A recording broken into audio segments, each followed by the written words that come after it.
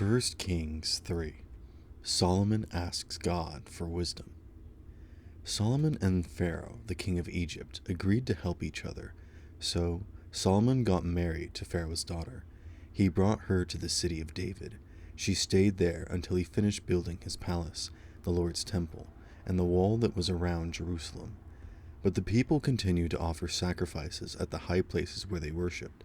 That's because a temple hadn't been built yet where the Lord would put his name.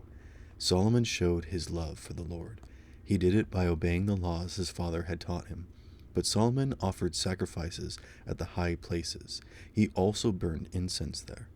King Solomon went to the city of Gibeon to offer sacrifices. That's where the most important high place was. He offered 1,000 burnt offerings on the altar that was there. The Lord appeared to Solomon at Gibeon. He spoke to him in a dream during the night. God said, "Ask for anything you want me to give you." Solomon answered, "You have been very kind to my father David, your servant. That's because he was faithful to you. He did what was right. His heart was honest, and you have continued to be very kind to him. You have given him a son to sit on his throne this very day.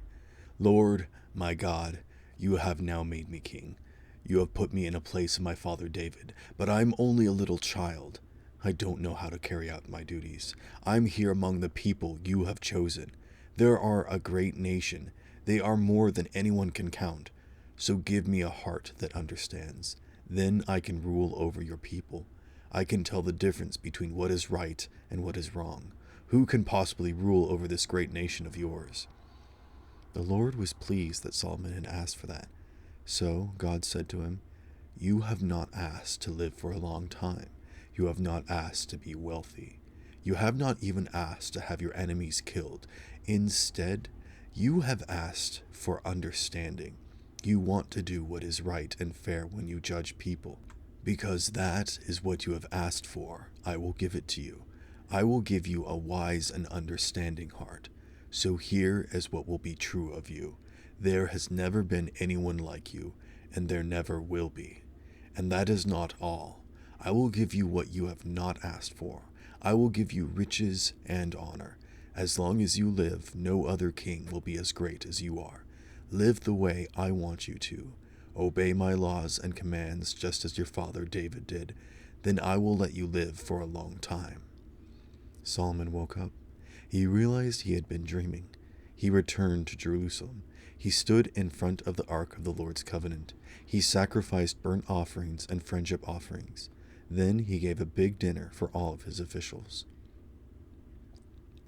Solomon judges wisely. 2 prostitutes came to the king. They stood in front of him. One of them said, "My master, this woman and I live in the same house. I had a baby while she was there with me. 3 days after my child was born, this woman also had a baby. We were alone. There wasn't anyone in the house but the 2 of us. During the night, this woman's baby died. It happened because she was lying on top of him. So she got up in the middle of the night. She took my son from my side while I was asleep. She put him by her breast. Then she put her dead son by my breast. The next morning I got up to nurse my son, but he was dead. I looked at him closely in the morning light, and I saw that it wasn't my baby." The other woman said, "No, the living baby is my son. The dead one belongs to you." But the first woman said, "No, the dead baby is yours. The living one belongs to me."